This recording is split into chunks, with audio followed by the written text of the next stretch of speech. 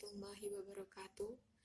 Nama saya Nafisatur Rahma, NIM 18133000231. Saya dari kelas 4 PGSDA 1. Di sini saya akan menerangkan tentang penerapan model-model pengelolaan kelas yang dilakukan oleh guru di kelas 3. Pengertian model-model pengelolaan kelas terdiri dari dua kata, yaitu pengelolaan dan kelas. Saiful Bahri dan Aswan Zain, 2006, halaman 175. Pengelolaan itu sendiri, akar katanya adalah kelola. Istilah lain dari pengelolaan adalah manajemen, adalah kata yang berarti keterlaksanaan, tata pimpin. Pengelolaan, berdasarkan definisi di atas, dapat disimpulkan bahwa pengelolaan kelas atau manajemen kelas merupakan berbagai cara atau upaya yang dilakukan, seperti menciptakan, memperbaiki, dan memelihara situasi, organisasi, maupun segala sarana-prasarana yang digunakan atau mendukung proses pembelajaran agar proses pembelajaran yang dialami oleh siswa dapat berjalan dengan efektif. Model-model pengelolaan kelas.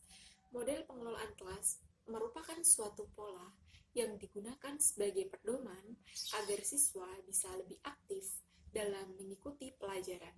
Ada beberapa model pengelolaan kelas menurut Novan Ardiwiani 2013 dan 133.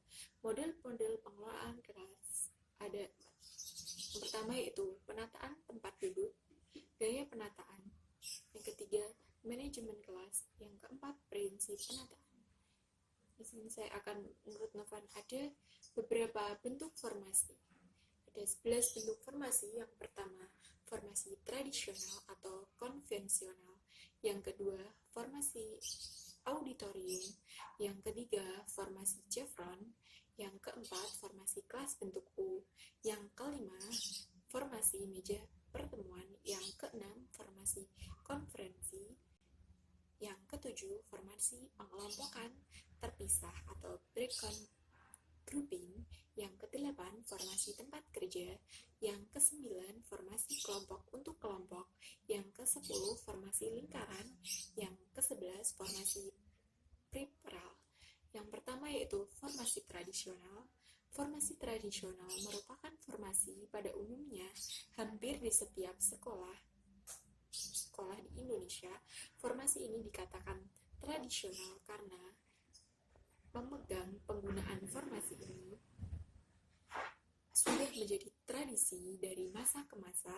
Kelebihannya adalah dalam proses pembelajaran, siswa yang duduk berpasang-pasangan dapat bekerja sama, sedangkan kelemahannya siswa yang duduk pada barisan belakang belum tentu mengikuti pembelajaran secara efektif karena guru biasanya kurang memperhatikan siswa yang ada di belakang.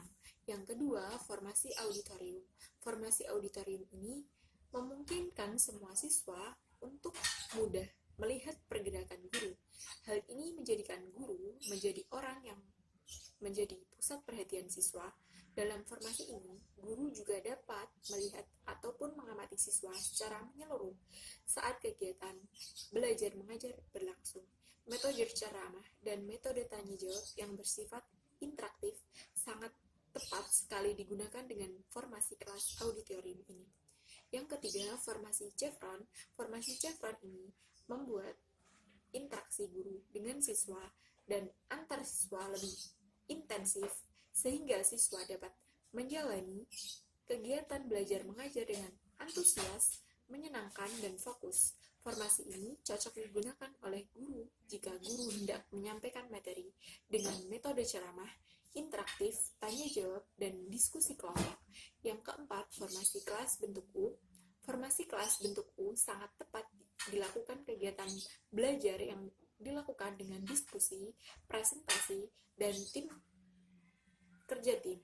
Pada formasi ini, guru dapat memindahkan siswa yang dideretkan bangku kanan ke deretan bangku kiri, dan sebaliknya, tergantung kreativitas guru dalam menempatkan siswa. Dengan begitu, siswa dapat lebih memaksimalkan potensi alat indera mereka dalam mengikuti kegiatan belajar, mengajar, dan mampu berinteraksi secara langsung, sehingga akan mendapatkan respon dari guru secara langsung pula. Yang kelima, formasi meja pertemuan. Formasi meja pertemuan ini umumnya diselenggarakan di tempat-tempat pertemuan dan seminar. Formasi ini dapat digunakan dengan cara membagi siswa menjadi beberapa kelompok di dalam kelas, yang mana guru biasanya memberikan tugas kelompok untuk diselesaikan secara kolektif.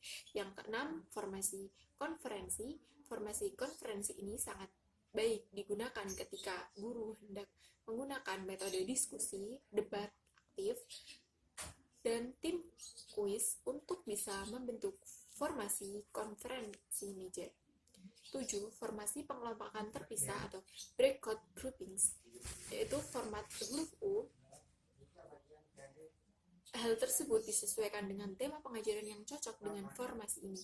Tujuannya yaitu berusaha untuk memberikan upaya pendalaman pada sebagian siswa dalam bentuk kelompok-kelompok kecil, sementara itu yang masih membutuhkan bimbingan dari guru tetap berada dalam pengawasan guru. Yang kedelapan, formasi tempat kerja. Formasi tempat kerja ini sangat tepat jika dilakukan di dalam laboratorium, yang mana setiap siswa duduk satu persatu satu tempat untuk mengerjakan tugas seperti mengoperasikan komputer, mesin, atau melakukan praktik di laboratorium. Mejanya dibedakan menurut bagiannya. Masing-masing tempat yang saling berhadapan mendorong partner belajar untuk menempatkan dua siswa pada tempat yang sama.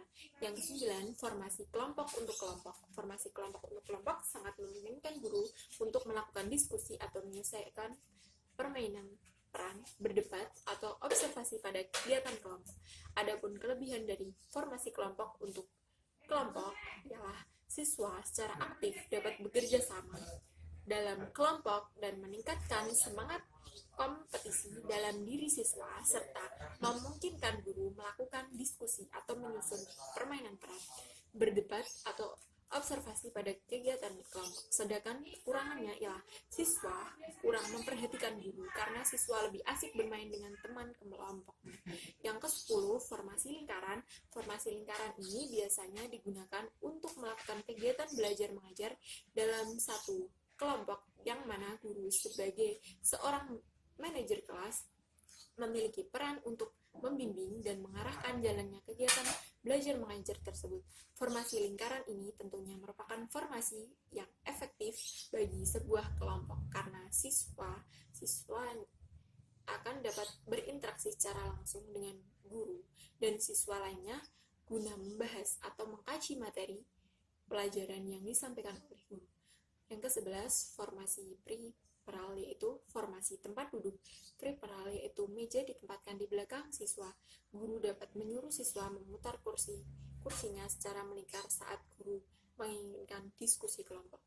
Terima kasih, sekian dari saya. Wassalamualaikum warahmatullahi wabarakatuh.